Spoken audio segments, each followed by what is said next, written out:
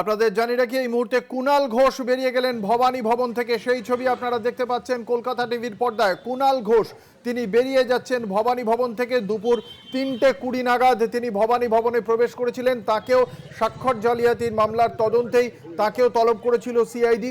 ভবানী ভবনে দুপুর 3:20 নাগাদ গিয়ে পৌঁছন কুণাল ঘোষ। তারপরে গত 4 ঘন্টা প্রায় তিনি জিজ্ঞাসাবাদের মুখোমুখি হয়েছিলেন তদন্তকারী আধিকারিকদের।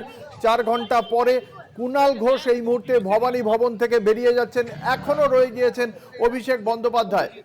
অভিষেক বন্দ্যোপাধ্যায় এখনো রয়েছেন ভবানী ভবনের অন্দরে।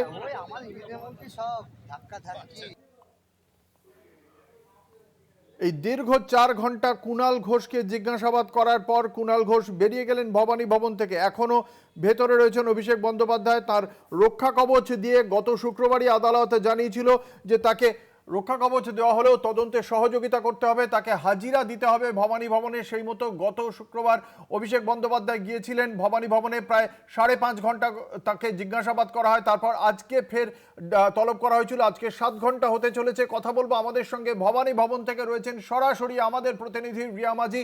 সরাসরি চলে যাব রিয়ার কাছে। রিয়া, আমরা যে ছবি তুমি তুলে ধরলে কলকাতা টিভির দর্শকদের সামনে, তাতে দেখা গেল কুণাল ঘোষ এই মুহূর্তে বেরিয়ে গেলেন ভবানী ভবন ছেড়ে। গত 7 ঘন্টা অভিষেক বন্দ্যোপাধ্যায় এবং প্রায় 4 ঘন্টা কুণাল ঘোষ। এই জিজ্ঞাসাবাদ পর্ব সম্পর্কে এখনো পর্যন্ত সিআইডি সূত্রে কি আপডেট পাচ্ছ?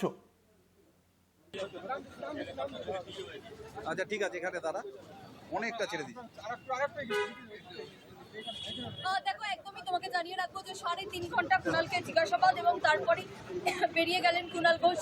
যে ছবি আমরা দেখালাম, এবং কুণাল ঘোষ এবং অভিষেক বন্দ্যোপাধ্যায়কে মুখোমুখি বসিয়ে জিজ্ঞাসাবাদ করা হয়েছে বলে এমনটাই কিন্তু কুণাল ঘোষ তিনি দাবি করেছেন। এবং তোমাকে জানিয়ে রাখবো এই সাইডে তোমাকে জানিয়ে রাখবো যে কুণাল ঘোষকে কিন্তু ইতিমধ্যেই যেটা দেখা গেল যে কুণাল ঘোষের আগে অভিষেক বন্দ্যোপাধ্যায় তিনি প্রবেশ করেছেন, কিন্তু এখনো অব্দি অভিষেক বন্দ্যোপাধ্যায় তাকে ছাড়া হয়নি, কিন্তু কুণাল ঘোষকে ছেড়ে দিয়েছে। এবং তাদেরকে যে একসঙ্গে অর্থাৎ মুখোমুখি বসিয়ে জিজ্ঞাসাবাদ করা হয়েছে বলে এমনটাই কিন্তু জানালেন কুণাল ঘোষ। এবং যে মামলায় মূলত তাদেরকে তলব করা হয়েছিল, এবং এর আগে আমরা দেখেছিলাম যে অভিষেক বন্দ্যোপাধ্যায় তাকে তলব করা হয়েছিল। 3টে নোটিশ এড়িয়ে যাওয়ার পরে একদম কোর্টের নির্দেশে অভিষেক বন্দ্যোপাধ্যায় তিনি হাজিরা দেন, এবং হাজিরা দেওয়ার পরে অভিষেক বন্দ্যোপাধ্যায়কে রীতিমতো 5.5 ঘন্টা ধরে জিজ্ঞাসাবাদ করে, এবং তারপরেও সন্তুষ্ট হয় না সিআইডি আধিকারিকরা। সেই কারণের জন্য আজকে অর্থাৎ রবিবার বেলা 12টার সময় তাকে ফের তলব করা হয়। সেই দিনই তার হাতে নোটিশ ধরানো হয়।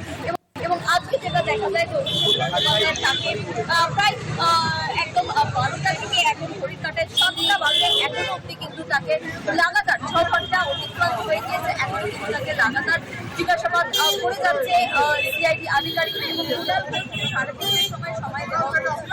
সেই নির্ধারিত সময়ের আগেই কুণাল ঘোষ প্রবেশ করে এবং তাকে অর্থাৎ কুণাল ঘোষকে প্রথমে আলাদাভাবে জিজ্ঞাসাবাদ করা হয়। কারণ যেটা বলছিলাম, একদম সকাল থেকে ডিআইজি পদমর্যাদার একজন অফিসারের নেতৃত্বে 5 জনের যে সিটের টিম গঠন করেছে, সেই টিমে কিন্তু মূলত এই দুজনকে জিজ্ঞাসাবাদ করা হয়েছে।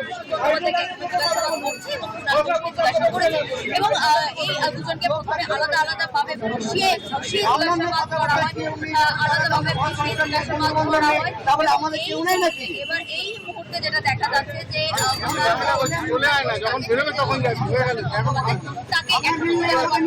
তাদের একসঙ্গে বসিয়ে জিজ্ঞাসাবাদ করা হয়েছে, তা কিন্তু কার্যকর করে দিয়েছে।